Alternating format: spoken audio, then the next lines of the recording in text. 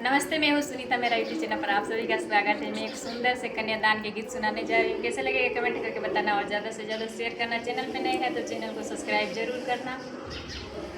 बनवा में फूलेला बनैया त के ताना सोहावन लागे के ताना सोहावन लागे हाथा वाला फावेला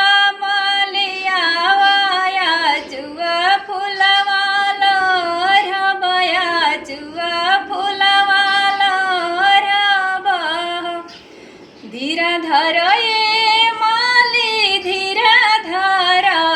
बहिता कढ़ी बाड़े धीरा धर ये माली धीरा धर बहिता कढ़ी बाड़े जब फुलवा हुई है काचना तब ही तू लोरी लिहा जब फुलवा हुई है काचना तब ही तू लोरी लिहा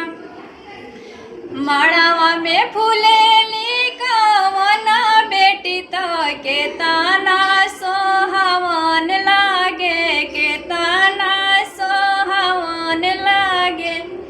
बहियाला फावेले कवन दुल्हा जू सुभवा बियाजू सुभवा बियाह बिहे बहियाला फावेले कवन दुल्हा जू सुभवा बियाजू सुभवा बियाह बिहो धीरा धरी स्वामी जी धीरा धरी बहिता पापा के धीरा धरी स्वामी जी धीरा धरी बहिता चाचा के जब पापा दिहे कन्या दनावा तब ही रौरा बियाह बिहे जब चाचा दिहे कन्या दनावा तब ही रौरा बियाह बिहे धीरा धरी स्वामी जी धीरा धरी बहिता भैया के धीरा धरी स्वामी जी धीरा धरी बहिता भैया के